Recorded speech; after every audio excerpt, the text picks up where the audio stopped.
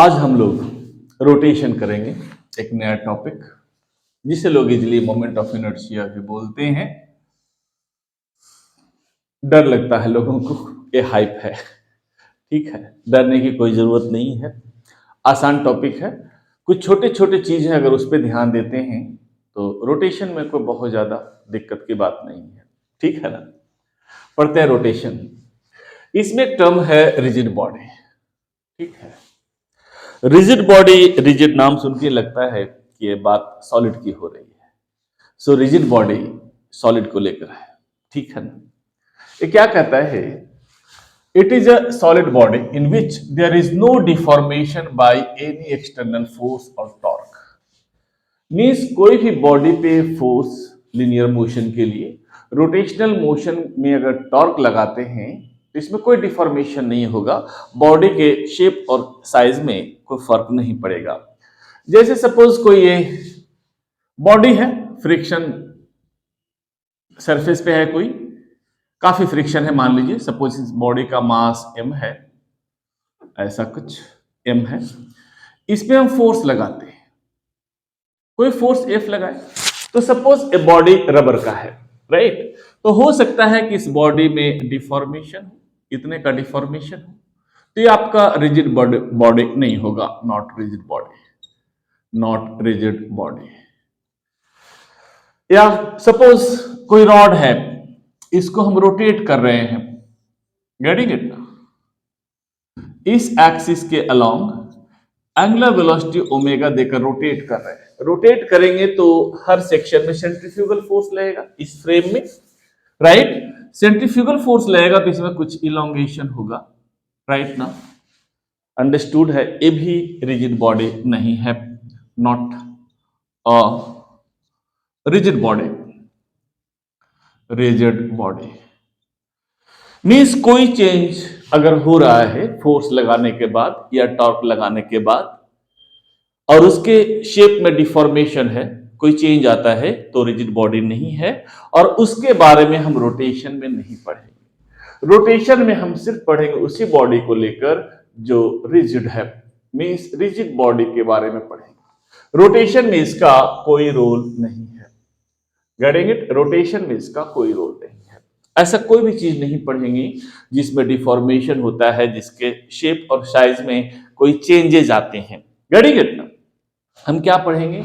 जैसे बॉडी है, फिक्स है, ये फिक्स है। सपोज सेंट्रल एक्सिस यहां से हम एंगुलर वेलोसिटी ओमेगा से हम रोटेट किए तो बॉडी बिल्कुल इतना ही फिक्स्ड होगा, राइट। इस रीजन तक ये फिक्स होगा। रोटेट करते बस उतना ही डिस्टेंस दोनों के बीच उतना ही रहेगा। Suppose this is length L, right. तो ये आपका लेंथ L/2 होगा, ये आपका लेंथ L/2 होगा, what ever the angular velocity it is given. इसको कोई भी एंगुलर वेलोसिटी दें, राइट, राइट, तो इसमें कोई चेंज नहीं आएगा लेंथ में, या कोई डिफॉर्मेशन नहीं होगा अगर फोर्स लगाए तो। यहां फोर्स की बात नहीं होगी, इसलिए फोर्स देकर एग्जांपल नहीं दे रहे, गेटिंग इट ना। नहीं सोचिए जैसे यहां डिफॉर्मेशन हो रहा था, फोर्स लगाने के बाद डिफॉर्मेशन नहीं हो तो रिजिड बॉडी हो जाएगा, गेटिंग इट ना। तो इसमें कोई भी दो पॉइंट लें, इसको मिटाता हूं, समझ में आ गया होगा। तो ये कहता है, देख लीजिए फिर से एक बार, it is a solid body in which there is no deformation by any external force or torque and the distance between any two points always remains same। कोई भी दो पॉइंट सपोज कंसीडर करते हैं A और B, तो ये हमेशा same distance पे रहेगा, गेटिंग इट ना। इसका दूसरा एग्जांपल सपोज हम ऐसे लेते हैं, सपोज रॉड यही है, कोई भी शेप का बॉडी हो सकता है, यही से हम एंगुलर वेलोसिटी ओमेगा से रोटेट कर रहे हैं, राइट। तो इसका जो दो पॉइंट्स था ए और बी, ए सपोज ऐसे रोटेट कर रहा है तो यहां पे वेलोसिटी सपोज इस पार्टिकल का वेलोसिटी v1 हुआ। ए सपोज डिफरेंट डिस्टेंस पे ले सकते, कोई जरूरी नहीं कि सेम डिस्टेंस हो। सपोज इसका वेलोसिटी ऐसे जा रहा है तो वेलोसिटी टेंजेंशियल ऐसे होगा v2 suppose, getting it. A angle suppose θ1 है, ए एंगल सपोज θ2 है, इधर आपका होगा v2 cos θ, राइट। ये एंगल और थोड़ा सा बढ़ा दीजिए, ऐसा कुछ कर दीजिए, ये आपका V2 था, V2 cos θ, राइट। ये हो जाएगा आपका V2 sine theta, C theta 2 that is basically theta 2। ये V1 है तो इधर आपका आएगा V1 कितना कॉस थीटा 1, इधर आएगा V1 sine theta 1। Getting it ना? मींस ये जो डिस्टेंस है आपका राइट ये सेम है। Getting it? अंडरस्टूड है? दोनों पार्टिकल का वेलोसिटी भी सेम होगा इस डायरेक्शन में, जितना इधर वेलोसिटी हो उतना ही कुछ इसका भी उसी डायरेक्शन में वेलोसिटी हो। गेटिंग इट ना? सपोज ऐसे ऐसे रोटेशन कैसे भी ले सकते हैं आप, ऐसे भी इसको रोटेट कर सकते हैं। तो ये कहता है कि इसमें जो दो पार्टिकल के बीच का डिस्टेंस है, इसके और इसके बीच, बॉडी ऐसा हो सकता है, बॉडी कोई भी शेप का ले सकते हैं, कोई भी एंगुलर वेलोसिटी से सपोज रोटेट कर रहा है, दो पॉइंट्स हैं ए और बी, तो ये हमेशा उतने ही डिस्टेंस पे रहेंगे, राइट? अंडरस्टूड है? कोई डिफॉर्मेशन नहीं होगा। यही आपका रिजिड बॉडी। हम मेन अब रोटेशन के बारे में पढ़ेंगे, रिजिड बॉडी का क्या रोल है। तो in rotational motion angular velocity of all particle remains same with respect to an axis। एक एक्सिस के अलोंग, रिस्पेक्टेड एक्सिस के अलोंग अगर रोटेट करते हैं तो हर पार्टिकल का एंगुलर वेलोसिटी सेम होगा। सर्कुलर मोशन में आप जानते हैं एंगुलर वेलोसिटी क्या होगा, मींस यहाँ पे कोई पार्टिकल है, अगर इसका एंगुलर वेलोसिटी ओमेगा है तो यहाँ पार्टिकल है उसका भी एंगुलर वेलोसिटी ओमेगा होगा, इसका भी ओमेगा होगा। इस सब के बारे में हम आगे भी देखेंगे, ठीक? सो दिस इज रफली ऑल अबाउट रिजिड बॉडी। है बहुत कुछ इसमें करना, क्वेश्चंस के साथ देखेंगे आगे। अब देखते हैं moment of inertia. Moment of inertia plays the same role in rotational motion as mass in linear motion. Linear motion में अगर जो मास का रोल है, रोटेशनल मोशन में वही मोमेंट ऑफ इनर्शिया है। जैसे लीनियर मोशन में जानते हैं इनर्शिया क्या करता है, कोई भी चेंज होता है उसका अपोज करता है। रफली देख लीजिए एक बार फिर।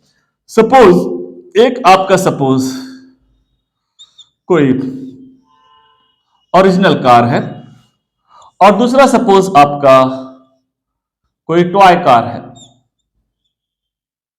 कोई टॉय कार है, इसका मास है सपोज 100 kg का, इसका सपोज मास है 10 kg का, टॉय भी भारी है सपोज। गेटिंग इट ना? तो इसे मूव करवाना, सपोज ऑयल नहीं दे रहे, उसका मशीन काम नहीं कर रहा, धक्का देकर पुश कर रहे हैं, इस पे फोर्स लगाए सपोज F1, इसको पुश करने के लिए लगाए फोर्स F2, राइट? तो इसे मूव करवाना टफ है, इसे मूव करवाना आसान है, तो कहेंगे इसका मोमेंट, इसका इनर्शिया कम होगा, इसका इनर्शिया ज्यादा होगा, राइट? गेटिंग इट ना? Means inertia proportional to mass, mass ज्यादा होगा तो उस बॉडी का इनर्शिया ज्यादा होगा। इसका उल्टा भी सोच सकते हैं, ए सपोज मोशन में है, ए मोशन में सपोज 40 मीटर पर सेकंड के वेलोसिटी से, ए सपोज मोशन में है 10 मीटर पर सेकंड के वेलोसिटी से। गेटिंग इट है? मान लीजिए सपोज दोनों 40 मीटर पर सेकंड दे रहे हैं वेलोसिटी, सपोज इसका भी वेलोसिटी 40 मीटर पर सेकंड है, right? Getting it? Same velocity से सपोज जा रहा है, तो इसको रोकना आसान होगा, हाथ पे कम मोमेंटम फील होगा, इसको रोकना टफ होगा, इसको रोकना आसान होगा, तो कहेंगे इसका इनर्शिया ज्यादा है, इसका इनर्शिया कम है। मींस जिस बॉडी को मूव करवाना आसान है उसे रोकना भी आसान होगा, किसी बॉडी को मूव करवाना टफ है तो कहेंगे रोकना भी टफ होगा। तो मूव करवाना टफ है तो रोकना भी टफ है, तो कहेंगे उसका इनर्शिया ज्यादा होगा और उस केस में कम होगा। वैसे ही सपोज आपके पास कोई रॉड है, इसे आप सेंटर से रोटेट करें, आप करके फील कर सकते हैं, ऐसे रोटेट कीजिए तो रोटेट करना आसान है, तो कहेंगे इस एक्सिस के अलोंग मोमेंट ऑफ इनर्शिया कम है। यहां से अगर रोटेट करना चाहें तो रोटेट करना टफ है, तो कहेंगे इस एक्सिस के अलोंग मोमेंट ऑफ इनर्शिया ज्यादा है। गेटिंग इट ना? यहां थोड़ा सा डिफरेंस यही आ जाता है कि यहां एक्सिस के अलोंग रोटेट करवाना, रोटेशन जब भी होगा एक एक्सिस के अलोंग होगा, लेकिन मास का एक्सिस कुछ नहीं, एक लीनियर पोजीशन है। Getting it? एक लीनियर पोजीशन के अलोंग मूव करवाते हैं। क्लियर? ऐसा भी समझ सकते हैं, इस पे और मास बढ़ा दिए तो मोमेंट ऑफ इनर्शिया बढ़ जाएगा। अब मास को ऐसे रखें या इस मास को ऐसे रखें, कोई फर्क नहीं पड़ेगा इनर्शिया पे। वैसे ही इसमें मास को ऐसे रखें या मास को ऐसे रखें, इनर्शिया में कोई फर्क नहीं पड़ेगा, राइट? पोजीशन ऑफ मास पे फर्क नहीं पड़ता वहां, लेकिन यहाँ पे पोजीशन ऑफ मास पे फर्क पड़ता है, मींस एक्सिस पे फर्क पड़ता है। इस एक्सिस के अलोंग रोटेट कराएं तो मोमेंट ऑफ इनर्शिया कुछ होगा, इस एक्सिस के अलोंग रोटेट कराएं तो मोमेंट ऑफ इनर्शिया ज्यादा होगा। यही थोड़ा सा ध्यान देने वाली बात है। Now also torque plays the same role in rotational motion as force in linear motion. Linear motion में जो फोर्स का रोल है, रोटेशनल मोशन में वही टॉर्क होगा। टॉर्क के बारे में हम आगे और कुछ पढ़ेंगे, राइट, वहीं पे ज्यादा बेटर होगा। लेकिन रफली आप जानते ही हैं कि टॉर्क क्या होता है। कोई एक्सिस के अलोंग कोई बॉडी को रोटेट कर रहे हैं, ये बॉडी है जिसका मास m है, ये एक्सिस है। आप यहां कोई फोर्स लगाते हैं F इस तरह से, राइट, ये एंगल थीटा है आपका, तो ये आपका F है, तो आपका इधर होगा F cos थीटा, इधर हो जाएगा F sin थीटा। अगर इस एक्सिस और इस फोर्स के बारे में देखें तो टॉर्क इज इक्वल टू होता है R cross F is equal to are F sine five मान लें। सपोज साइन फाइव मान ली, फाइव एंगल बिटवीन कोई भी आर, कोई भी डायरेक्शन में आर हो और कोई भी डायरेक्शन में फोर्स हो। अगर इस केस में कंसीडर करें तो इस केस में एक cos थीटा था आपका, f cos थीटा, f ऐसे लगा, f cos theta, f sin theta. अगर इसके अलोंग टॉर्क देखते हैं, टॉर्क अलोंग x एक्सिस, तो ये आपका r है position, that is r into f cos theta, f cos theta into sin five, five angle between r and f, r भी इधर ही लग रहा है, फोर्स भी इधर ही लग रहा है, so that is your sin zero, sin zero is zero, so torque will be zero. x direction में टॉर्क आपका जीरो हो गया। अगर वाई फोर्स के वाई कंपोनेंट के कारण अगर हम टॉर्क देखें तो कह सकते हैं T tau Y that is equal to are F R into F, अलग अलग कर रहे हैं, आर एफ साइन थीटा लिख सकते हैं, R into F sine theta into five कितना हो गया, देखिए आर ऐसे है, फोर्स ऐसे लग रहा है, this is 90 degree, so sine 90 becomes 1, so this tau Y यही आपका मेन टॉर्क है, that is equal to are F sine theta, और इस एंगल के साथ कहें, इस थीटा के साथ एक क्रॉस प्रोडक्ट है, so that is equal to are cross F, you can write here in vector form. Getting it? Means torque जब भी कोई पार्टिकल पे लगता है तो परपेंडिकुलर फोर्स के कारण लगेगा। मींस कोई और भी डायरेक्शन में फोर्स लग रहा है तो उसे दो पार्ट में रिजोल्व कर दीजिए, और जो परपेंडिकुलर डिस्टेंस के परपेंडिकुलर डायरेक्शन में फोर्स लगा रहा है वही टॉर्क लगेगा। जैसे कोई पार्टिकल को हम रोटेट करना चाहते हैं इस एक्सिस के अलोंग, हम फोर्स ऐसे लगा रहे हैं तो अंडरस्टूड यही टॉर्क लगा रहा है। ऐसे फोर्स लगा रहे हैं तो इसको ए वाला कंपोनेंट टॉर्क लगाएगा, दूसरा कंपोनेंट टॉर्क नहीं लगाएगा। क्लियर? ये बेसिक है, बाकी आगे इसमें बहुत कुछ करना है टॉर्क पे। नाउ अब कहता है कि एम आई का वैल्यू क्या होगा।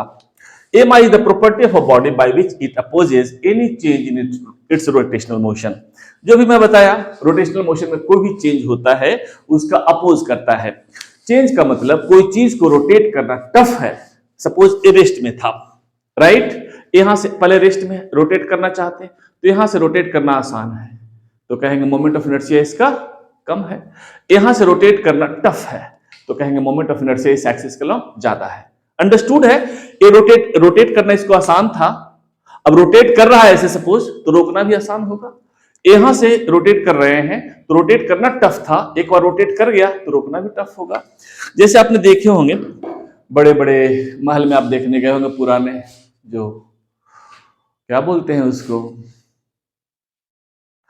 अरे बड़े बड़े दरवाजे होते नहीं है, बड़े बड़े महलों में, पुराने राजा महाराजाओं के महलों में देखते होंगे बड़े बड़े दरवाजे होते थे, तो उसको खोलना टफ है। खोलना टफ है तो अगर खुल गया तो रोकना भी टफ होगा, राइट। मींस किसी चीज को रोटेट करना आसान है तो उसे रोकना भी आसान होगा। अगर रोटेट कर रहा है तो कहेंगे उसका मोमेंट ऑफ इनर्शिया कम है। किसी चीज को रोटेट करना टफ है तो उसे रोकना भी टफ होगा, तो कहेंगे मोमेंट ऑफ इनर्शिया ज्यादा है। Getting it? Basically moment of inertia is axis dependent. इस मोमेंट ऑफ इनर्शिया का वैल्यू क्या होगा अगर इसको हम देखना चाहें तो आप कह सकते हैं कि सपोज इसका वैल्यू जो होगा, इस एक्सिस के अलोंग कोई एक पार्टिकल को रोटेट करना चाहते हैं जिसका मास m है और डिस्टेंस r है, तो कहेंगे कि moment of inertia about this axis, moment of inertia about the axis, इसे हम रिप्रेजेंट करेंगे I से, that is equal to mr square. mr square means if distance is constant, अगर हम मास बढ़ा देते हैं तो मोमेंट ऑफ इनर्शिया बढ़ जाएगा, या मास सेम है डिस्टेंस बढ़ा दें तो मोमेंट ऑफ इनर्शिया बढ़ जाएगा। मींस कोई पार्टिकल दूर पे है, राइट, तो उसको रोटेट करना टफ होगा, नजदीक है तो रोटेट करना आसान होगा। ये एक पार्टिकल के लिए। अगर कोई सिस्टम ऑफ पार्टिकल्स है, कोई बॉडी जिसमें बहुत सारे पार्टिकल्स हैं, सपोज केस हम ऐसा कंसिडर करते हैं, सपोज ये आपके पास कोई मासलेस फ्रेम है, इसका मास बिल्कुल जीरो है, एक फ्रेम है, सपोज यहां मास रखा हुआ है कोई m1, यहां मास रखा हुआ है कोई m2, यहां मास रखा हुआ है m3, यहां कोई मास रखा हुआ है m4, यहां कोई मास रखा हुआ है m5। टोटल मास जो है इसका m is equal to m1 plus m2 plus m3 plus plus and so on. इस तरह से total mass of the body है, फ्रेम मास लेस है। इस एक्सिस के अलॉन्ग रोटेट करना चाहते हैं एंगुलर वेलोसिटी से। तो एक दिमाग में सोच लीजिए कि मासलेस डंडा बांध दीजिए, एक पतला सा रॉड, मासलेस रॉड, इस बॉडी के मास के रिस्पेक्ट में इसका मास नेग्लिजिबल है, एक मासलेस रॉड को बांध दीजिए। गेटिंग इट ना? अब इसके चारों ओर ऐसे ऐसे घुमाएं, गेटिंग इट? इस एक्सिस के लॉन्ग सपोज एक कोई बॉडी है, इसको हम चारों ओर ऐसे ऐसे घुमा रहे हैं मासलेस डंडा बांधकर। Getting it? तो बहुत सारे मासेस हैं। Moment of inertia that is basically scalar quantity, ये स्केलर क्वांटिटी है। हमारे जमाने में पढ़ते थे तो टेंसर क्वांटिटी मानते थे, मोर देन वन डायरेक्शन, अब स्केलर मानकर चलते हैं। अंडरस्टूड है? स्केलर में मैग्नीट्यूड को एडअप कर देते हैं हम।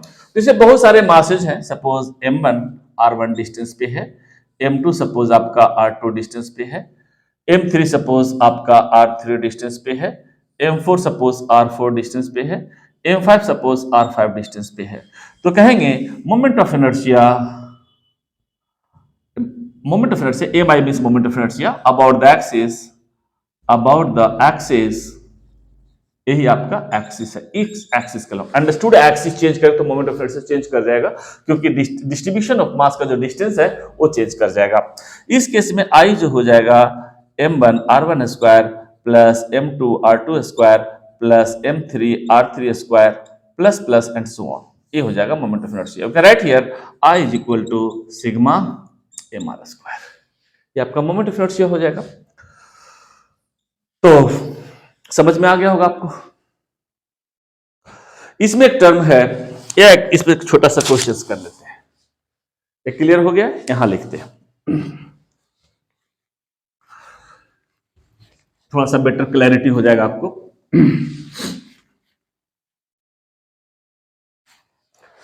एक क्वेश्चन है, in which case moment of inertia is maximum, किस केस में मोमेंट ऑफ इनर्शिया मैक्सिमम होगा।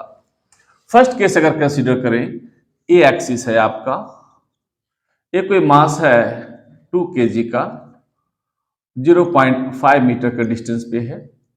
ए मास है 5 kg का, सपोज 1.5 मीटर का डिस्टेंस पे है। ए सपोज है मास 3 kg का, सपोज 1 मीटर का डिस्टेंस पे है। बी केस अगर कहें, सपोज ए मास आपका 5 kg का ही था, लेकिन है 1.5 मीटर के डिस्टेंस पे। दूसरा मास है 3 kg का, ये है आपका 3 kg का, दैट इज योर 1 मीटर के डिस्टेंस पे। एंड थर्ड मास है 2 kg का, यह है आपका 2 kg का, दैट इज 0.5 मीटर के डिस्टेंस पे। सब एक ही लाइन में है। सी पार्ट अगर देखें, ये आपका एक्सिस था, इसी एक्सिस के अलॉन्ग रोटेट कर रहे हैं, इस एक्सिस के अलॉन्ग रोटेट कर रहे हैं। क्लियर? एक मास यहां है आपका 2 kg का, वही 0.5 मीटर। एक मास है इधर आपका 5 kg का, दैट इज 1.5 मीटर के डिस्टेंस पे। और एक मास यहां से पास कर रहा है, सपोज 3 kg का, अगेन 1 मीटर के डिस्टेंस पे। सपोज इसके along moment of inertia I1 है, इसके अलॉन्ग I2 है, इसके अलॉन्ग I3 है। तो किस केस में मोमेंट ऑफ इनर्शिया मैक्सिमम होगा? इस एक्सिस के अलॉन्ग एंगुलर वेलोसिटी ओमेगा से रोटेट कर रहे हैं, इस एक्सिस के अलॉन्ग एंगुलर वेलोसिटी ओमेगा से हम रोटेट कर रहे हैं सबको। तो क्या होगा? सब में देख रहे हैं I is equal to mr square या m1 r1 square plus m2 r2 square. देख रहे हैं सबका मास सेम है, डिस्टेंस सबका सेम है, राइट ना? तो ऐसे रोटेट करें या पार्टिकल को इस पोजीशन में रखकर रोटेट करें या इस पोजीशन में रोटेट करें, मोमेंट ऑफ इनर्शिया सबका सेम होगा। So you can write here I1 is equal to I2 is equal to I3, right? अगर मास सेम है और डिस्टेंस सेम है तो मोमेंट ऑफ इनर्शिया सेम होगा। आइदर थिंग आप चेंज करते हैं मास या डिस्ट्रीब्यूशन ऑफ मास, तो आपका वो चेंज कर जाएगा। क्लियर ना? आगे देखते हैं। एक कहता है radius of gyration. Radius of gyration कहता है for a body about an axis It is the perpendicular distance from the axis, the square of which on which multiplied by the total mass of the body gives the moment of inertia of that axis. Suppose इस body को इस axis, आराम से देखिएगा इसको, इस body का total mass था m, m1 plus m2 plus m3। अब कहता है इस एक्सिस के अलॉन्ग रोटेट करते हैं, रोटेट किए तो suppose m1 r1 square plus m2 r2 square plus ऐसा किए तो सपोज मास और डिस्टेंस का वैल्यू दिया, सपोज ये आ गया सपोज 5 kg या 10 kg या 25 kg मीटर स्क्वायर आ गया, suppose 25 kg metre square moment of inertia आ गया, सबका डिस्टेंस का वैल्यू दिया, मास का वैल्यू दिया, सपोज ऐसा कुछ आ गया।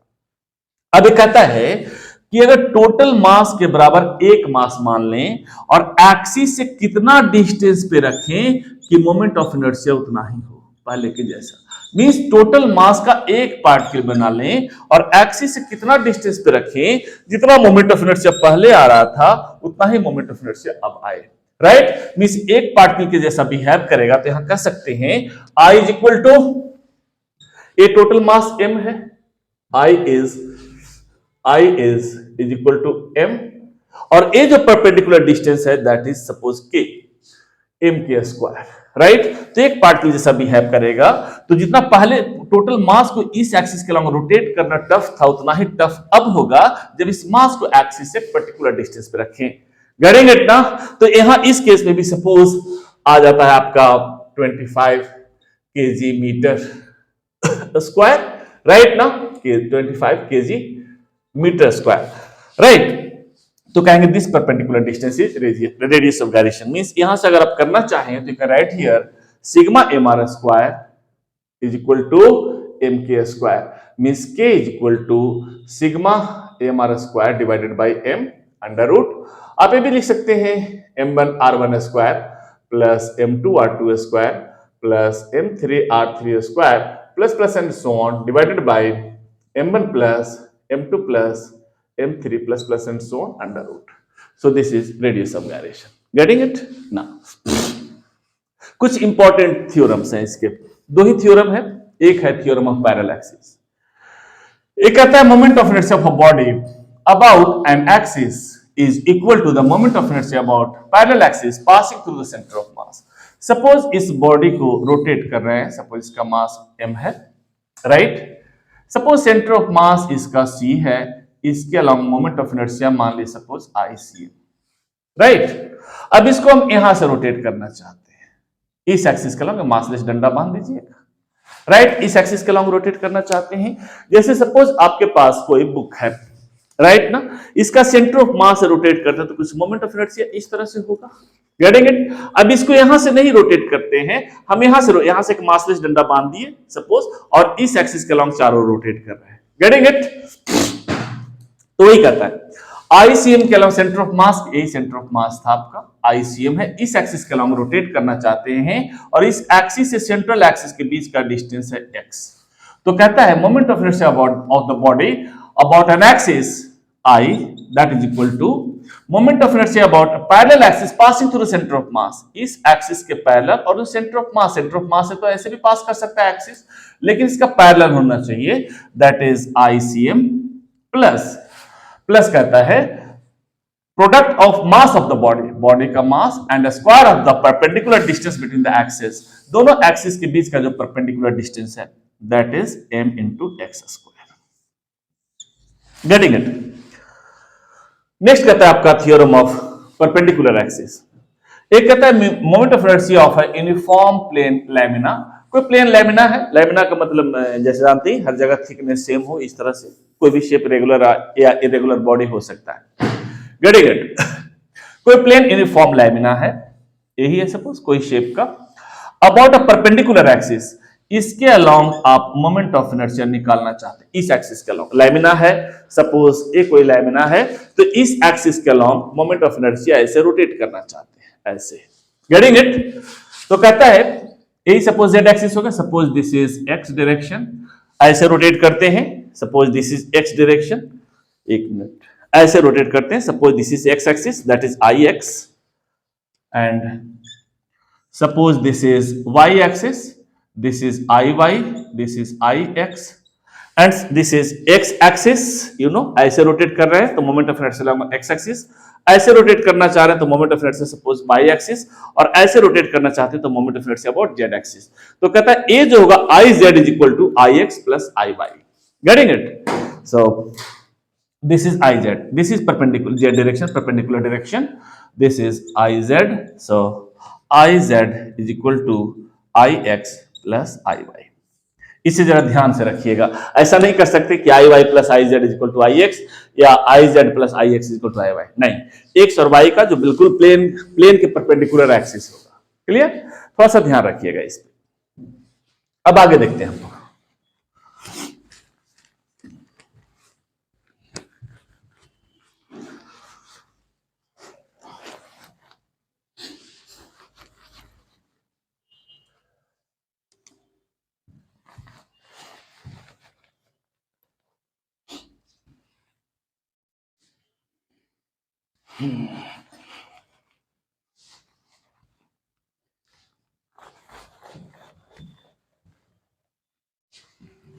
विंटर में रेज करना थोड़ा टफ होता है।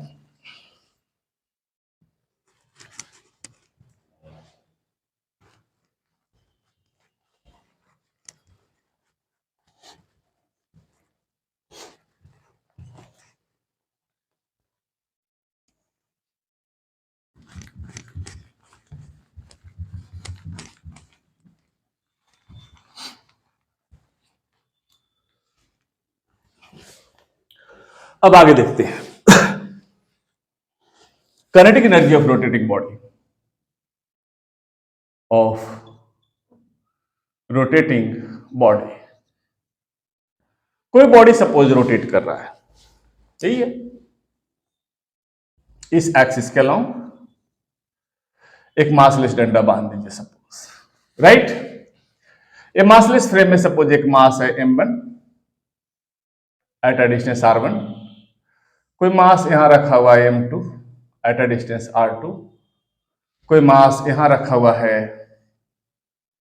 m3 at a distance r3, कोई मास रखा हुआ है m4 at a distance r4, कोई मास यहां रखा हुआ है m5 at a distance r5। ये एंगुलर वेलोसिटी ओमेगा से हम रोटेट कर रहे हैं, राइट। अगर एंगुलर वेलोसिटी ओमेगा से हम रोटेट करेंगे तो आपको मैं पहले ही बता चुका हूं, रिजिड बॉडी में हर पार्टिकल का एंगुलर वेलोसिटी उतना ही होगा। क्लियर? ये आप सर्कुलर मोशन में पढ़े हैं, वो आगे मैं भी बताऊंगा उसमें।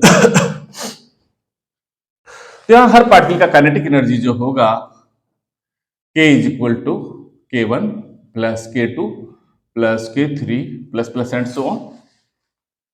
यहां से लिख सकते हैं k is equal to half m1 v1 square plus half m2 v2 square plus half m3 v3 square plus plus and so on. That is equal to half m1 v1 is omega into r1 का whole square plus half m2 into omega into r2 का whole square plus half m3 into omega into r3 का whole square plus plus and so on. अगर यहां से हम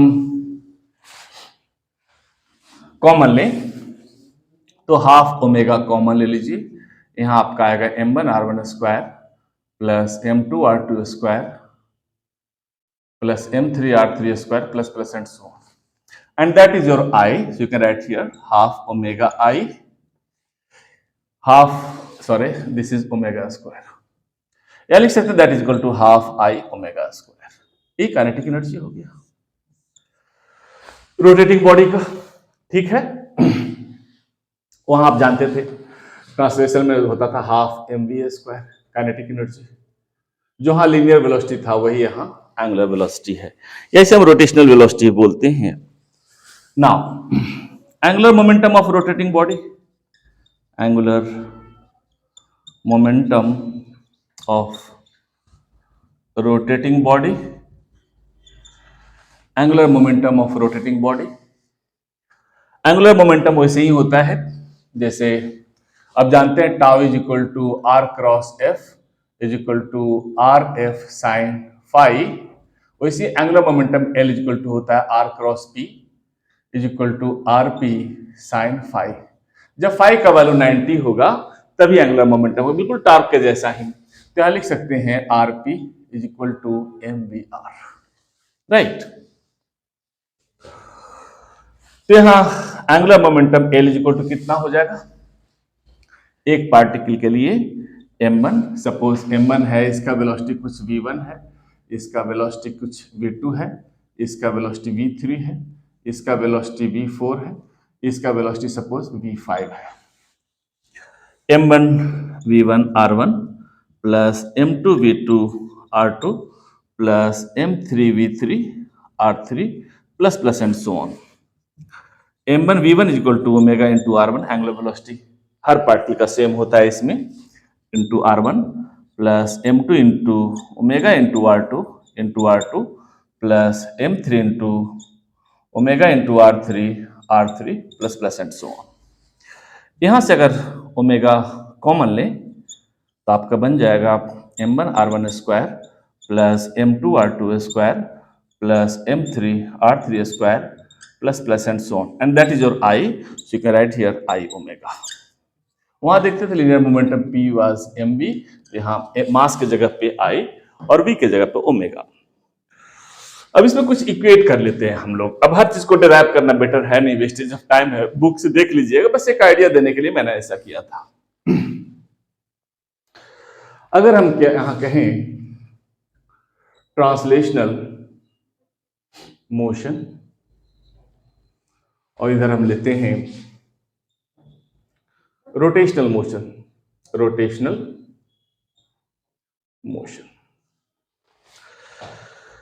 इस case में suppose कोई पार्टिकल है, यहां पॉइंट ए से चलना शुरू करता है, after time T particle comes to position B, यहां वेलोसिटी u है, यहां वेलोसिटी v है, दैट इज फाइनल वेलोसिटी।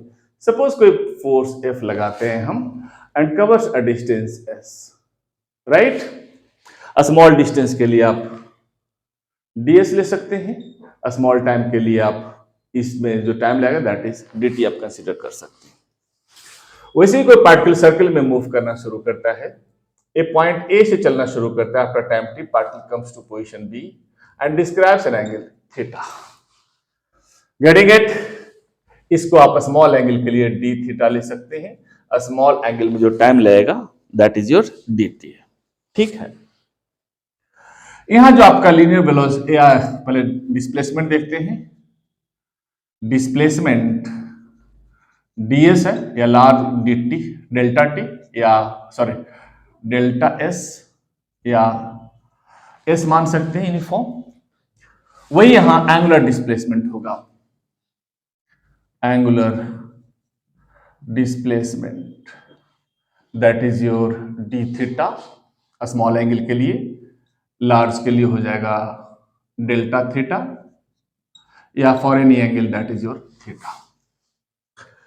यहां जो आपका वेलोसिटी होता है that is linear velocity, v is equal to ds upon dt या delta s upon delta t या s अपॉन t। यह एंगुलर वेलोसिटी ओमेगा जो होगा d थीटा अपॉन dt होगा। यहां जो आपका एक्सेलरेशन था v minus u divided by dt या डेल्टा t, इस केस में कोई भी इंटरवल है तो डेल्टा t ले सकते हैं, dt ले सकते हैं, कुछ भी ले सकते हैं आप, राइट। तो यहां जो होगा, sorry this is linear acceleration a, यहां एंगुलर एक्सेलरेशन हो जाएगा omega minus omega not divided by delta t। यहां पे suppose initial angular velocity omega था, after time t its angular velocity is omega, omega not था omega, time t में या delta t में या dt में जो भी है। यहां आप जानते हैं v is equal to u plus a t, यहां हो जाएगा वैसे ही omega is equal to omega not plus alpha t, इससे हम रोटेशनल काइनेमेटिक्स भी बोलते हैं। s is equal to u t plus half a t square, यहां लिख सकते हैं theta is equal to omega not into t plus half alpha t square. यहां जो आपका होगा v square is equal to E square plus twice A S, यहां हो जाएगा omega square is equal to omega not square plus twice alpha theta. ये तो हो गया रोटेशनल काइनेमेटिक्स का पार्ट, ये था आपका लीनियर काइनेमेटिक्स, ये आपका है रोटेशनल काइनेमेटिक्स। Rotational kinematics. एक क्वेश्चन सेकंड्स का भी है, वो ज्यादा इंपॉर्टेंट है नहीं, वैसे लोग कर पाते हैं, बाद में देखेंगे क्वेश्चन के साथ उसको देखेंगे तो बेटर रहेगा। यहां जो मास आपका m होता है वही यहां मोमेंट ऑफ इनर्शिया आपका I होता है, राइट। इस टर्म में हो गया। अब ऐसा कुछ भी लिख सकते हैं आप, यहां जानते हैं force is equal to mass into acceleration. यहां जो होगा आपका टाउ इज इक्वल टू, जो लिनियर मोशन में फोर्स है, रोटेशनल मोशन में टॉर्क होगा। डेराइव दो ही मैं किया हूं, बाकी आप कर लीजिएगा, छोटे छोटे डेरिवेशंस है, आई और ये अल्फा आ जाएगा। टॉर्क का एक और इक्वेशन होता है, tau is equal to are F sine five, right. ये भी होता है। अभी दोनों का यूज कैसे करना है आपको पता ही, अगर नहीं पता तो मैं बता दूं। सपोज कोई यहां से कोई एक्सिस है, ए पाइवोटेड एक्सिस है, राइट। पार्टिकल कहीं दूर ऐसा रखा है, कोई मास है, इसको रोटेट करना चाहते हैं कोई फोर्स लगाकर, तो इसमें हम टॉर्क लगाएंगे, ए फॉर्मूला, गेटिंग इट। अब सपोज आगे देखेंगे कोई व्हील है, फ्लाई व्हील है, कोई डिस्क है, कोई स्फीयर है, इसको हम रोटेट करना चाहते हैं एक्सिस के अलॉन्ग, राइट। तो इस पे जो टॉर्क लगेगा आर डिस्टेंस पे, गेटिंग इट ना, वो हो जाएगा आपका आई अल्फा। वो आगे क्वेश्चंस के साथ क्लियर होगा, गेटिंग इट ना। मींस कोई बॉडी को इनसाइड कहीं यहां पे टॉर्क लगा, कोई डिस्क है, ऐसे डिस्क है आपका, ऐसा कर दीजिए, यहां से यहां डालिए, यहां से डिस्क को ऐसे रोटेट कर रहे हैं, अंडरस्टूड है। कोई डिस्क है, इसको हम इस एक्सिस के अलॉन्ग रोटेट कर रहे हैं, राइट ना, ऐसा। तो यहां पे जो टॉर्क लगेगा आई अल्फा। लेकिन ये डिस्क एक पॉइंट मास मान लीजिए इस एक्सिस के अलॉन्ग रोटेट कर रहे हैं, तो यहां पे एमवीआर लगाएंगे, दोनों में डिफरेंस यही है। नाउ यहां जो P इज इक्वल टू आपका होता है mv, एंगुलर मोमेंटम आपने देखा आई ओमेगा। एक केस बिल्कुल ऐसे ही है, इस केस में एंगुलर मोमेंटम a यूज करेंगे, इस केस में a था तो इस केस में a यूज करेंगे। और दूसरा होता है L is equal to rp sine five, इसको इस केस में हम अप्लाई करेंगे। Now work is equal to force into displacement, तो रोटेशनल वर्क हो जाए आपका tau into theta. Power is equal to force into displacement upon time t is equal to force into velocity, तो rotational power आपका हो जाएगा tau into omega. यहां जो काइनेटिक एनर्जी था आपका हाफ एम वी स्क्वायर, यहां पे आपका काइनेटिक एनर्जी होगा आपका हाफ आई ओमेगा स्क्वायर। यहां आप जानते हैं F is equal to DP upon D T, तो यहां हो जाएगा आपका tau is equal to DL upon D T. यहां था आपका if external force is zero, momentum remains constant, right. This was conservation of linear momentum। यहां कहता है if external torque is zero, L remains constant, this is called conservation of angular momentum। यही है, right. ये basic हो गया, हम linear motion या ट्रांसलेशनल मोशन और रोटेशनल मोशन को जस्ट इक्वेट किए हैं, गेटिंग इट। अब आगे देखते हैं।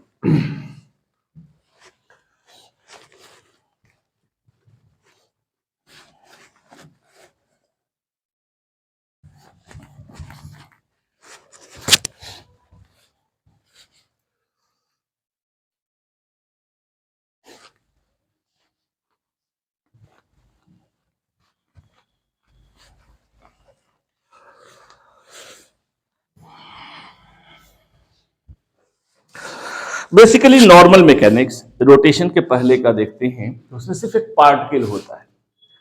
रोटेशनल मोशन और बाकी में डिफरेंस, मेन डिफरेंस ये है कि पिछले चैप्टर मैकेनिक्स में जो पढ़े हम लोग up to centre of mass या वर्क पावर एनर्जी में, वहां एक पार्टिकल था, एक बॉडी था।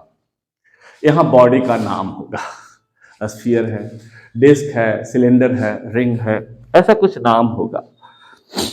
और बॉडी अगर डिस्क है तो उसका वैल्यू चेंज कर जाएगा, अगर बॉडी रिंग है तो वैल्यू, कोई भी चीज निकालना चाहते हैं उसका मैग्नीट्यूड चेंज कर जाएगा, सिलेंडर है तो चेंज कर जाएगा, गेटिंग इट ना। तो हर बॉडी को देखना होगा चेंज होता है किसके कारण, किसी जैसे कोई डिस्क है, कोई रिंग है, किसी चीज को रोटेट करना आसान है, किसी को रोटेट करना टफ। एक क्वेश्चन देख लेते हैं, चलिए एक क्वेश्चन छोटा सा एग्जांपल देखते हैं। You are given a ring and an sphere of equal mass and same maximum cross section. Which of the two which of the two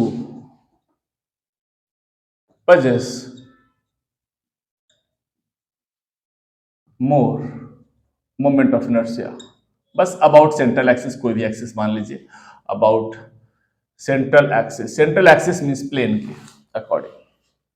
suppose कहता है एक रिंग है, इसका मास m है और सेम क्रॉस सेक्शन रेडियस ऐसा है, और एक कहता है स्फीयर है जिसका भी मास m है और सेम क्रॉस सेक्शन है, रेडियस r है। इसको यहां से रोटेट करना चाहते हैं, राइट, और इसको यहां से रोटेट करना चाहते हैं सेंट्रल एक्सिस से स्फीयर से। तो किसका मोमेंट ऑफ इनर्शिया ज्यादा होगा? तो बिना कैलकुलेट किए भी इसको रफली से आप बता सकते हैं। गेटिंग इट ना? तो यहां इस केस में अगर करें तो I इक्वल टू बेसिकली होता है क्या, m1r1 square plus m2r2 square plus m3r3 square plus plus and so on, इस तरह से कुछ होता है। इसमें क्या है, सारा मास जो है m1 m2 m3 and so on, getting सब एक्सट्रीम पोजीशन पे, मैक्सिमम डिस्टेंस। सपोज इस केस में अगर कंसीडर करें तो सपोज m1 यहां है तो m2 यहां है तो m3 यहां है तो m4 यहां है तो m5 यहां है, हर जगह डिस्ट्रीब्यूशन है। कोई मास नजदीक है, कोई मास दूर है, इसमें तो सारा मास दूर है, सबका डिस्टेंस मैक्सिमम। तो इस केस में मोमेंट ऑफ इनर्शिया ज्यादा होगा। अगर इसका I1 है, इसका I2 है, तो I1 is greater than I2। Means central axis के अलोंग कोई रिंग को रोटेट करना टफ है और स्फीयर को रोटेट करना आसान है। Getting it? एक रफ आइडिया लग गया। तो उसका वैल्यू कितना होगा मोमेंट ऑफ इनर्शिया का? अभी वैल्यू निकालना चाहते, टफ है तो कितना टफ है। Getting it? आगे हम लोग देखेंगे कि आप ऐसा कर सकते हैं, वैल्यू आता है आगे बताऊंगा ही मैं। इसका होता है हाफ, रिंग है सॉरी, रिंग के सेंट्रल एक्सिस से mr स्क्वायर होता है, इसका होता है 2/5 mr स्क्वायर। तो देख रहे हैं वैल्यू से ही लग रहा है वैल्यू कम है, वैल्यू ज्यादा है। जो आगे देखेंगे ऐसे भी फील कर सकते हैं, यहाँ पे वैल्यूज बताया ही नहीं। नाउ तो बॉडीज का कोई मोमेंट ऑफ इनर्शिया देखते हैं।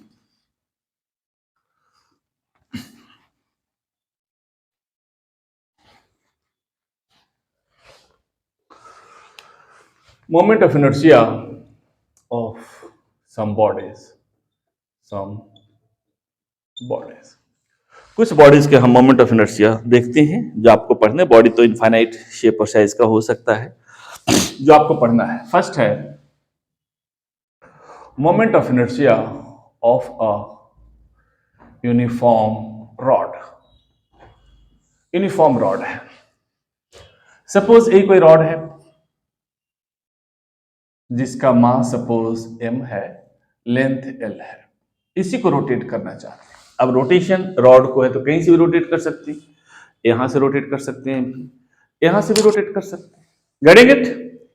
तो एक्सिस पे डिपेंड करेगा। सपोज पहले हम निकालना चाहते हैं सेंटर से, आपका ए एक्सिस है। सो फर्स्ट केस है इसका, अबाउट एन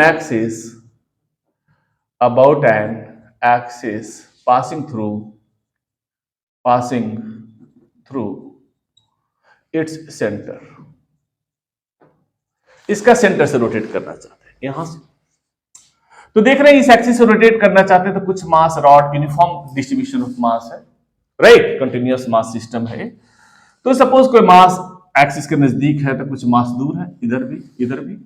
तो ऐसा करते एक छोटा सा एलिमेंट मान लेते हैं।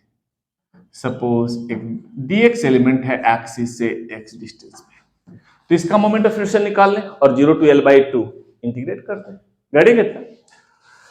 सपोज dx सेक्शन का मास है dm, राइट, तो आप लिख सकते हैं I is equal to dm into X square. एक छोटा सा एलिमेंट का हो जाएगा dm into X square, m into R square, right ना? अब पूरा एलिमेंट, अब इसको dm का वैल्यू निकालना चाहे तो dm का कितना होगा? a लेंथ पे मास m है तो यूनिट लेंथ पे m/l, तो dx लेंथ पे मास कितना होगा? लिख सकते हैं M upon L into D X. Getting it ना? इसको लिख सकते हैं, तो डीएम को आप लिख सकते हैं M upon L into D X into X, X square, right. ये हो गया इसका। अब पूरा यहां से यहां तक रॉड dx यहां भी ले सकते हैं, जीरो डिस्टेंस पे dx l/2 डिस्टेंस पे भी निकाल सकते हैं। तो आप 0 टू l/2 इंटीग्रेट कर दीजिए, और स्केलर क्वांटिटी है तो l/2 इधर भी है, l/2 इधर भी है, तो इसको 2 से मल्टीप्लाई कर दीजिए। Getting it? आप इसको इंटीग्रेट करेंगे तो आएगा ml square, sorry small m माना हूं मैं, सो that is ml square upon 12। ये हो जाएगा about central axis. Getting it? Second position आप निकालना चाहते हैं about an axis passing through one and, एक एंड से निकालना चाहते हैं। सपोज एक्सिस नहीं, आपका एक्सिस ए है, इस एक्सिस का लॉन्ग निकालना चाहते हैं। ए सेंट्रल पोजीशन है, ये आपका एंड पोजीशन, यहां से निकालना चाहते हैं मोमेंट ऑफ इनर्शिया। तो आपने थ्योरम ऑफ पैरेलल एक्सिस को इधर पहले पढ़ा है, उसको आप अप्लाई कीजिए। So I is equal to ICM plus mx square, आपने देखा था। ICM means centre of mass इस पैरेलल एक्सिस के साथ सेंटर ऑफ मास ऐसे पास कर रहा है, so ICM is equal to ml square upon 12 plus m into distance between the axis, क्या हो गया l/2, सो l/2 का होल स्क्वायर। इसको सोल्व कीजिए तो आएगा आपका ml square by 3। This is at end. Getting it? अब इसको हम ऐसे ऐसे रोटेट कर रहे हैं, राइट, बिल्कुल एक्सिस ऐसे परपेंडिकुलर डिस्टेंस जो r है दैट इज परपेंडिकुलर डिस्टेंस। एक क्वेश्चन इस पे कर लेते हैं, ठीक है ना, क्लियर हो जाएगा। कहता है in the given figure find moment of inertia, question है moment of inertia about central axis. कोई रॉड आपका ऐसे है, इसका मास m है, लेंथ इसका l था, ऐसे रोटेट कर रहा है। सपोज अब रॉड जो है ये थीटा एंगल पे है, मींस कोई एक्सिस से रॉड को, एक्सिस तो ऐसे ही है, रॉड को ऐसे ऐसे रोटेट कर रहे हैं, तब मोमेंट ऑफ इनर्शिया क्या होगा? Getting it? तो वैसे ही करेंगे हम। जैसे सपोज एक छोटा सा एलिमेंट ले लीजिए आप dx। Getting it? ये डिस्टेंस आपका कितना हो जाएगा x डिस्टेंस पे। Getting it? अब ए मास है तो ए डिस्टेंस नहीं लेना, हम मैंने बताया जो भी परपेंडिकुलर डिस्टेंस लिखते हैं, देखते हैं पार्टिकल था एक्सिस, मास m है तो r, मास और r एक्सिस से परपेंडिकुलर डिस्टेंस लेते हैं, I equal to mr square. तो ए डिस्टेंस नहीं कंसीडर करने हैं हमें, suppose this angle is theta, right. A distance आपको लेना होगा, ए डिस्टेंस, ए आपका x है तो x cos थीटा, तो आपका जाएगा x sin theta. Getting it? तो यहां जो निकालेंगे हम dx का, सो मोमेंट ऑफ इनर्शिया इस केस में I इज इक्वल टू हो जाएगा, गेटिंग इट? अब x के जगह पर मास तो हो जाएगा आपको यही dm इंटू एक्स की जगह पे आ जाएगा आपका x साइन थीटा का होल स्क्वायर। Getting it? और dm को क्या लिख सकते हैं, आप जानते ही हैं, dm is equal to m upon l, तो लिख सकते हैं m upon l into dx into sine square theta into x, sorry नीचे लिख देता हूं, that is m upon l into dx into X square sine square theta. इसको और निकालना, इंटीग्रेट कर दीजिए, 0 टू l/2, यहां आप 2 से मल्टीप्लाई कर दीजिए, that is equal to m upon l, sorry twice m upon l sine square theta, और ये आ जाएगा आपका X square dx 0 to l/2। Integrate करेंगे तो आएगा ml square upon 12 into sine square theta, यहां से ये आएगा, इसको इंटीग्रेट कर लीजिएगा, आता ही होगा, ये आपका आएगा साइन स्क्वायर थीटा। यहीं पे कर सकते हैं, थीटा अगर 90 कर दिए तो sine 90 is 1, it becomes ml square upon 12, यही हो जाता है। अब आगे देखते हैं हम लोग।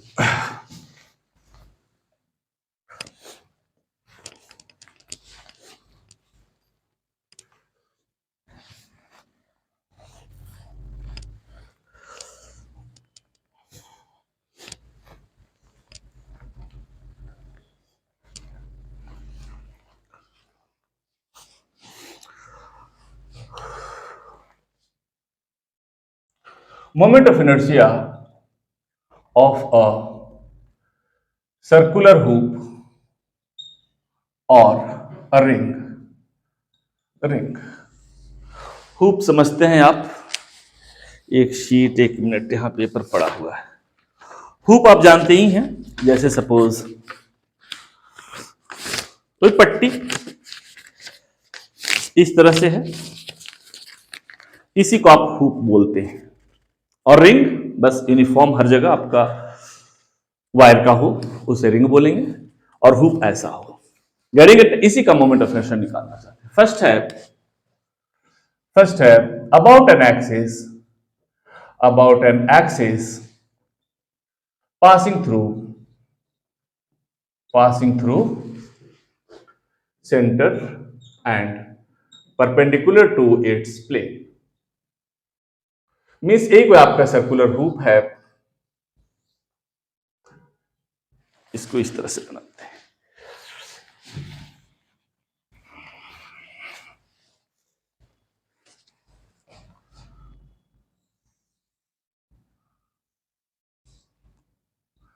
यहां से रोटेट करना चाहते हैं आप सेंट्रल एक्सिस से, मास m है, रेडियस इसका r है, या कोई रिंग है जिसका मास m है, रेडियस इसका r है, सेंट्रल एक्सिस से रोटेट करना चाहते हैं। दोनों एक ही चीज है, तो क्या होगा इस केस में? होगा I equal to mr square. क्यों? क्योंकि देखिए सारे मासेस क्या है इसमें, एंड पे है, बिल्कुल यहां यहां यहां यहां, सारे मासेस एंड पे होंगे इस तरह से। तो आई अगर निकालना चाहें तो m1 into R square plus m2 into R square plus m3 into R square and so on. तो आर स्क्वायर कॉमन लेते हैं तो that is m1 plus m2 plus m3 plus plus and so on. इसको लिख सकते हैं total mass, so that is your mr square. Getting it? Second कहता है about an axis passing through its diameter के अलॉन्ग निकालना चाहते हैं। About an axis passing through its diameter. जैसे सपोज ये है कोई, इसमें हम होल, बेसिकली होल कर देते हैं और इस तरह से रोटेट करना चाहते हैं इसको, ऐसे। Getting it? ऐसे देख रहे हैं आप, ऐसे ऐसे रोटेट करें तो ऐसे करें तो डायमीटर x है, ऐसे करें तो डायमीटर y होगा। तो अगर इधर हम x और y मान लें, z हो, x है, a y है, तो लिख सकते हैं from theorem of perpendicular axis iz is equal to ix plus iy। x में रखें तो ये भी डायमीटर होगा, दैट इज id। अगर y कर दें तो ये भी डायमीटर होगा प्लस id। iz तो ऐसा सेंट्रल एक्सिस हो गया, आपने देखा, mr square. Getting it? mr square, that is, so twice id is equal to mr square, so id is equal to half mr square। यही होगा। नाउ इसमें थर्ड केस निकालना चाहते हैं अगर, so about an axis passing through tangent and parallel to its diameter। Tangent ऐसा है, अब यहां से नहीं, हम ऐसे रोटेट करना चाहते, इसके अलावा ऐसे रोटेट करना चाहते, डायमीटर के पैरेलल, इस तरह से। अंडरस्टूड? यहां से कोई हुक से फंसा दीजिए इसको, और ऐसे ऐसे चारों रोटेट कर रहे हैं, तो पैरेलल एक्सिस लगा देंगे यहां से। इसके अलावा निकालना चाहते हैं हम, तो I इज इक्वल टू वही parallel axis ICM plus mx square. इसका पैरेलल ही ऐसा रोटेट करना चाहते हैं, सेंटर ऑफ मास से ही पास कर रहा है, तो सेंटर ऑफ मास से ऐसा कितना हो गया, half mr square, half mr square plus mx square, m और डिस्टेंस जो होगा r के बराबर, that is your mr square. देख रहे हैं ना इस तरह से कुछ, so that is equal to 3/2 mr square I। Fourth point, about an axis passing through tangent and perpendicular to its plane। अभी हम लोग ऐसे रोटेट कर रहे थे, ऐसे नहीं, अब ऐसे रोटेट कर रहे हैं, इस तरह से खूब फंसाकर इसके चारों ओर ऐसे रोटेट कर, ऐसे मालूम ही है। अगेन पैरेलल एक्सिस लगाएंगे, I is equal to I C M plus M X square, and you know ऐसे सेंटर ऑफ मास से एम आर स्क्वायर होता है, अभी आपने देखा, M R square plus M R square means twice M R square, means सबसे ज्यादा moment of inertia ऐसे ही होगा, मीन्स ऐसे रोटेट करना सबसे ज्यादा टफ है। अब हम लोग आगे देखते हैं।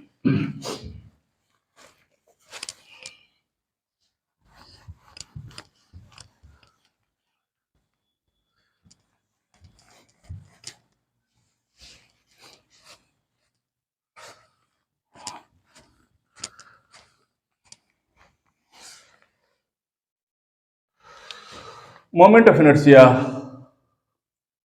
Sorry, moment of inertia of a solid sphere. अब मैं डेराइव नहीं कर रहा, देख लीजिए, जरूरत भी नहीं है, न्यूमेरिकल्स में इसका कोई रोल नहीं, कॉम्पिटिशन वगैरह में ऐसा कुछ आता है, लेकिन फिर रफली देख लीजिएगा, एडवांस में थोड़ा सा डेरिवेशन करने से कॉन्सेप्ट स्ट्रांग होता है। Not mention the central axis, suppose कोई स्फीयर है, सॉलिड स्फीयर है, इफ नॉट मेंशन, सिर्फ कहता है स्फीयर या बॉल कहता है, this mean solid sphere, hollow के लिए मेंशन किया हुआ रहता है। सपोज इसका मास m है, रेडियस इसका r है, सेंट्रल एक्सिस से रोटेट कर रहे हैं, तो इसका होता है I is equal to 2/5 mr square. Moment of inertia of a hollow sphere, hollow sphere, अगर कोई हॉलो स्फीयर है जिसका मास m है, रेडियस r है, सेंट्रल एक्सिस ऐसे रोटेट करना चाहते हैं, तो इसका मोमेंट ऑफ इनर्शिया होता है, ये था 2/5 2/3 mr स्क्वायर, ऐसा होता है। Moment of inertia of a uniform disc, of an uniform disc और सॉलिड सिलेंडर, सॉलिड सिलेंडर, इस केस में जो मोमेंट ऑफ इनर्शिया होता है that is your half M R square. Now moment of inertia of annular disc, annular disc, annular disc बोलते हैं कोई disc में होल कर दिए हम, सपोज इसका रेडियाई r1 है, पूरा का रेडियस r2 है, ये आपका इस तरह से सॉलिड पोर्शन है, तो उसको होता है I is equal to half m into r1 square plus r2 square. इसी में अगर r1 जीरो कर दी तो हाफ एम आर स्क्वायर ये हो जाएगा। Getting it? ये सब इंपॉर्टेंट है कुछ। Moment of inertia of a rectangular lamina of a rectangular lamina, कोई लैमिना है रेक्टेंगुलर, सपोज इसका लेंथ L है, इसका ब्रेड्थ B है, मास इसका m है, सेंट्रल एक्सिस से रोटेट करते हैं बिल्कुल इस तरह से, जैसे सेंट्रल एक्सिस से ऐसे रोटेट कर रहे हैं, तो I इज इक्वल टू होता है आपका ml square upon 12 plus mb square upon 12। इसी में अगर b को आप नेग्लिजिबल मान लें, जीरो मान लें, तो ml स्क्वायर अपॉन 12 यही राउंड बन जाता है। ये कुछ इंपॉर्टेंट मोमेंट ऑफ इनर्शिया था। थोड़ा सा और देखते हैं, इस टॉपिक का हम बेसिक आज खत्म कर देंगे।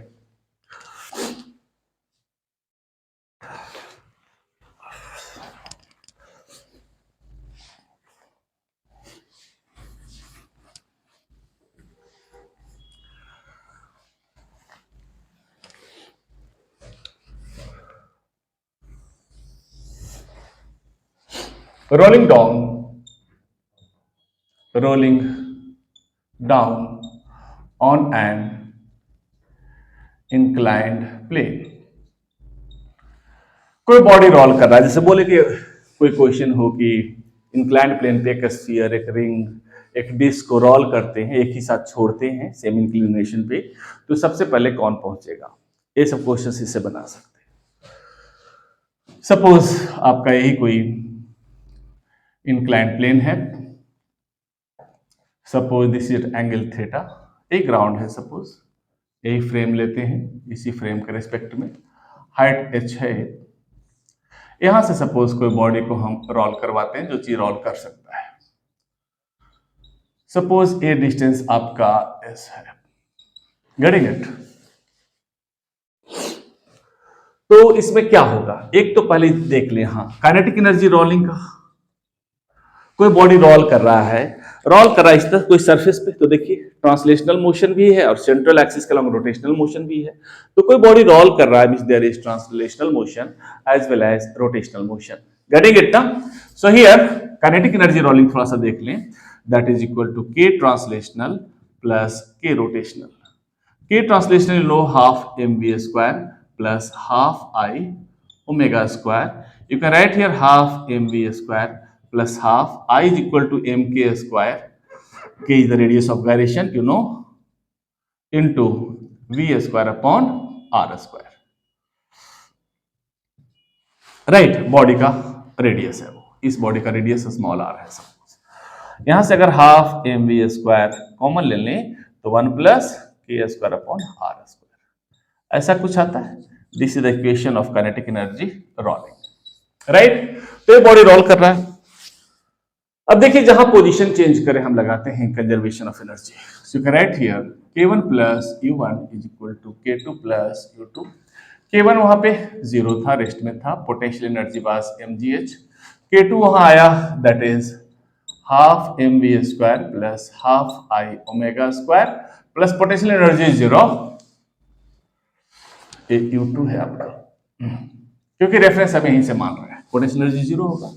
सो you can write here mgh is equal to half mv square, यहां से डायरेक्ट लिख सकते हैं इस वैल्यू को प्लस हाफ ओमेगा स्क्वायर को 1 plus K square upon R square. यहां से मास कट करते हैं आपका, सो आता है v square equal to twice gh divided by 1 plus K square upon R square. ये आ गया v स्क्वायर का वैल्यू, सो यहां से v निकाल सकते हैं twice gh divided by 1 plus K square upon R square under root, ये आ गया वेलोसिटी का। अब निकाल सकते हैं कौन पहले पहुंचेगा। जैसे सपोज फॉर अ रिंग लेना चाहते हैं, फॉर अ रिंग, आप जानते हैं I is equal to M R square, right, और एम के स्क्वायर कोई भी बॉडी के लिए है M R square. So you can write here K square upon R square is equal to 1। तो अगर वेलोसिटी फॉर रिंग निकालना चाहते हैं तो के स्क्वायर अपॉन आर स्क्वायर, चलिए स्मॉल आर ले लिया, कैपिटल आर जो भी है, तो ये 1 आ गया, तो ये वैल्यू 1 पुट करें तो 1 1 2, तो आ जाएगा under root GH।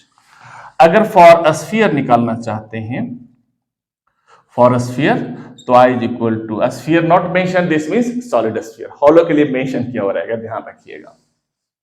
So that is your 2/5 M R square, capital R लिए तो कैपिटल आर ले लीजिए, यहाँ एम के square, again K square upon R square is equal to 2/5, यहाँ स्मॉल में मान लिया हूं, कोई फर्क नहीं पड़ता उससे। तो ये वैल्यू हम 2/5 लें तो 5 ऊपर चला जाएगा, तो फॉर अ स्फीयर हो जाएगा ऊपर चला जाएगा 5, तो 10 GH डिवाइडेड बाई ए आपका कितना था, के स्क्वायर अपॉन 2/5 है ना, तो 7 अंडर रूट, ये आ जाएगा। वैसे किसी भी चीज का निकाल सकते हैं, सिलेंडर का निकाल सकते हैं, डिस्क का निकाल सकते हैं। ये था वेलोसिटी के लिए, this is velocity for velocity,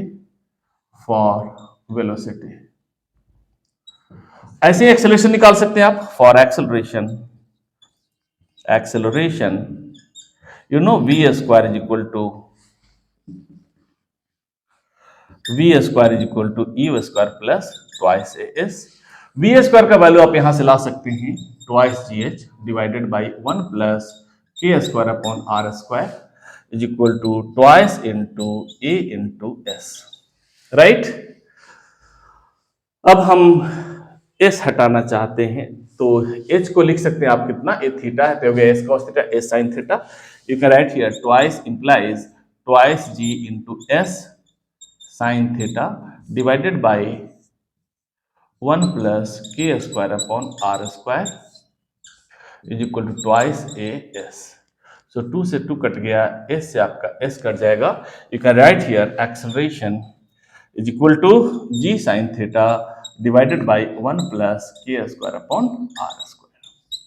यहां से आप ये भी कह सकते हैं कि इसका एक्सेलरेशन ज्यादा होगा, मींस कौन सा बॉडी जो है पार्टिकल है वो जल्दी जमीन पे आएगा, यहां से भी कह सकते हैं एक्सेलरेशन ज्यादा होगा तो ज्यादा तेज चलेगा। ऐसे भी अगर कहे रिंग और स्फीयर है तो रिंग का मोमेंट ऑफ इनर्शिया ज्यादा है, राइट, स्फीयर का अगर कम है तो मोशन का कम अपोज करेगा, और रिंग ज्यादा अपोज करेगा तो रिंग देर से आएगा, स्फीयर पहले आएगा। ऐसे भी रफली निकाल सकते हैं। यहाँ पे भी देख सकते हैं रिंग के लिए जीएच आ गया 10 बाई, स्फीयर देखिए वैल्यू जीएच से ज्यादा है तो इसका वेलोसिटी ज्यादा होगा तो पहले पहुंचेगा। खैर कुछ आइडिया भी लगा लेना चाहिए।